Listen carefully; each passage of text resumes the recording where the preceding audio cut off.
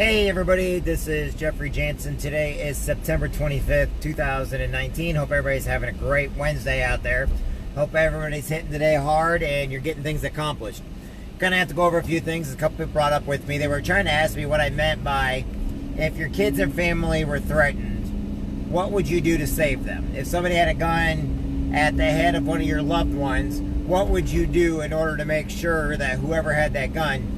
And these are radical ideas, and I get that. But here's the reason why I was saying it.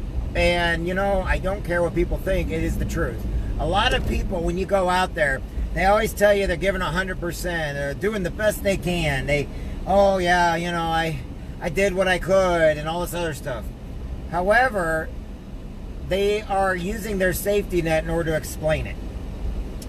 So, what you got to do is you got to basically go out in life like your life depends on it. There's so many people that are looking for jobs. There's so many people that are trying to accomplish college or trying to accomplish a goal or a mission or to cure a disease or something else like that, that when we ask them, are you doing the best you can? Are you doing everything? Oh yeah, I am.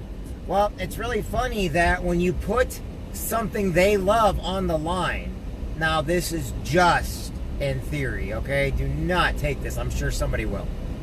But take, for instance, your child is in danger and you've got to come up with, say, a phone call, or you got to come up with $1,000 in the next 20 minutes or your kid is going to die.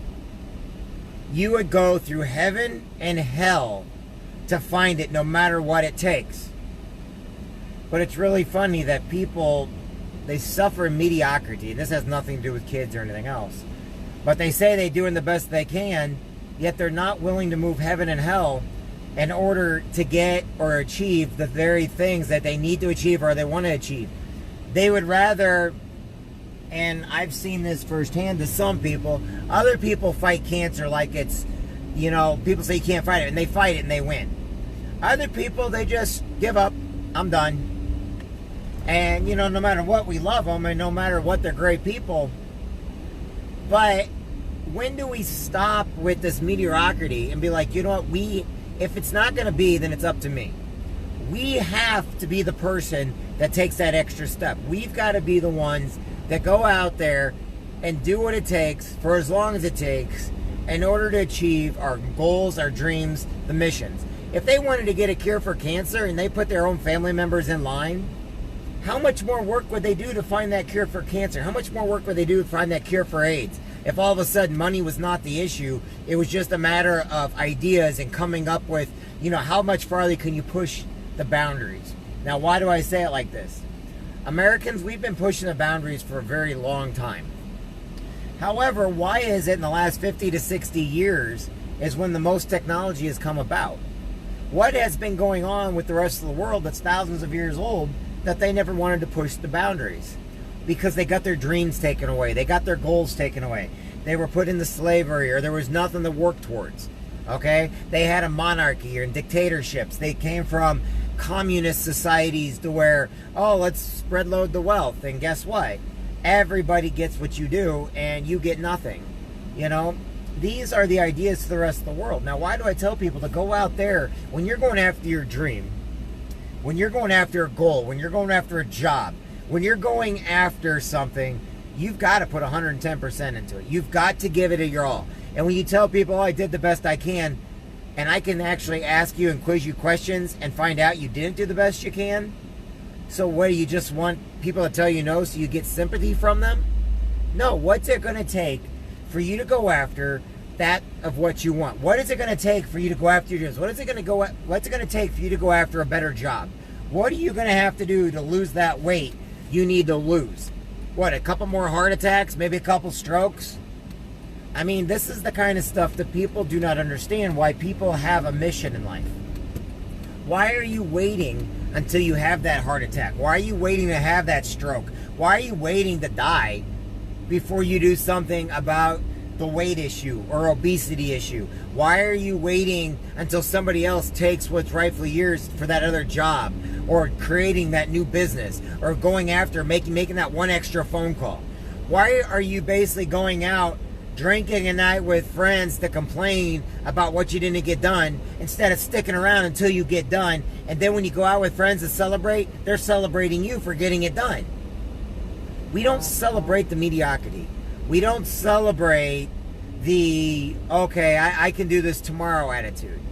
Those are not things that we celebrate or we cherish in life. What we're celebrating is we want to celebrate you, but we also want to celebrate that what you're doing benefits everyone. And people that go back and they want to attack because, oh, they think everybody needs to give them everything for free. What are you doing to earn it?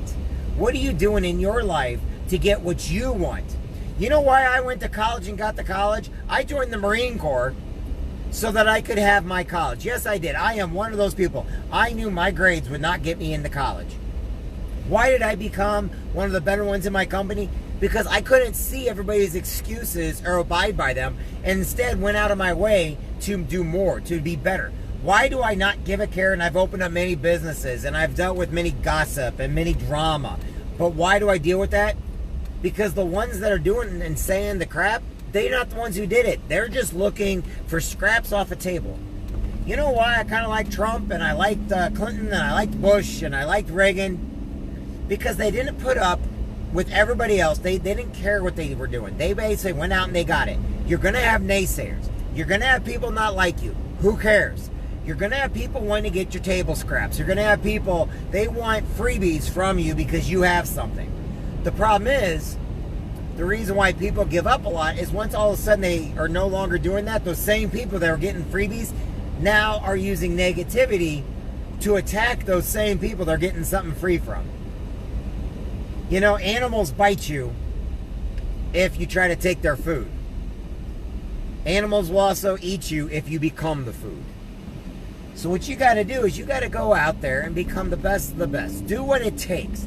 If you're going to run a mile, run 2. If you're going to run, keep running until you can't run no more before you turn around and run back. Going all the way out one way and then having enough energy to get back is not putting all you're in. You've got to basically recondition your mind.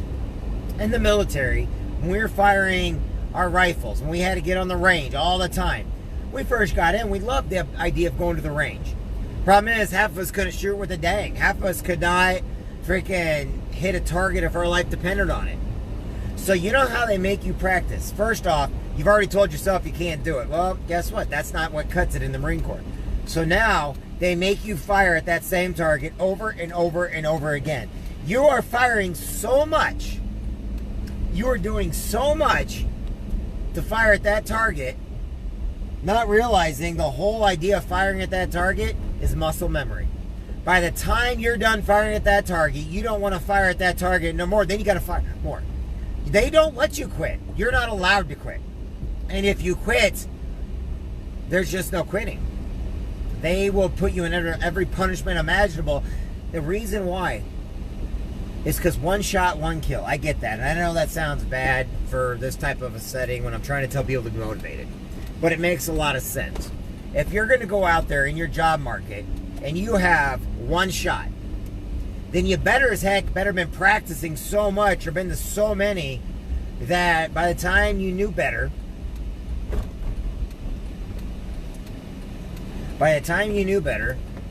you did not know what else to do. In other words, you learned the muscle memory. You learned that either you come out alive or they do. When you go into a situation, you make sure they'll get taken or they do. Why do I do all these things with the scam calls? Because if I show you over and over and over enough where I annoy you so much that you don't know what to do anymore, eventually you're going to get one of these calls and be like, oh, I know what to do there. And you're going to think you've been doing it at all times because it's muscle memory. Muscle memory is the key to getting any job, the key to losing weight, the key to getting your life in order. That is what muscle memory is. And that's what you need to do every day. I don't care what people say, think, or do. I don't care about the naysayers. I don't care about the ones that want the scraps off the table that we eat at. The reason why is because they don't want to be better. They want everything handed to them. They want everything given to them. But in life, you cannot have everything given to you. You have to earn it, and you got to go out there. Blood, sweat, tears, fear. Fear is nothing but anxiety building up into you that you can overcome. Danger is real, fear is not. Every day, if you trap yourself, like one of my mentors today, Brian, put out there, a shark, you put him in a fishbowl, he'll grow 3 inches. You put him in an ocean, he'll grow 3 feet. If you're a product of your environment, get out of your environment. If you're a product and you don't know what to do next, you need to push yourself to do something next. If you're depressed and the world's ending and I'm going to kill myself and all this other stuff, it means you're in too small of a fishbowl and you're not seeing all the potential out there. It means you need to get away from the situation you're in. You need to get out of your situation. You need to go into something new. You need to find somebody new to talk to. You need to do something more. You can't just give up. Giving up is not an option, and I refuse to ever let you think it is. From here on out, whenever you talk to me, giving up is not an option. Every day I do these. Why? I don't care what people think. Giving up, failing is not an option. Success is built upon those that fail. Success is built on your failures striving for success. Every day in your life, you need to push yourself. It doesn't matter who's making fun of you. It doesn't matter who's saying what about you. If you know you're doing the right thing for the right reason and you're going about it your way and you see physical attributes that are changing every step of the way, you're going to fall, you're going to fail. Change what you just did. Fall, fail. Change again what you just did. Eventually you're going to succeed. Then you're like, yay! And then you're going to get bored. Why? Because success leads to more success. Because you already understand the failures involved and you're not afraid of them anymore. Go down that one road in your hometown you've never went down and you just keep putting off. Go down it. See what happens. Drive down a road you've never driven down before just to drive it. Fear of the unknown. I bet you can't do it. There's so many people out there. They don't see anybody else going down the road. They don't see where this thing leads, so they don't take it.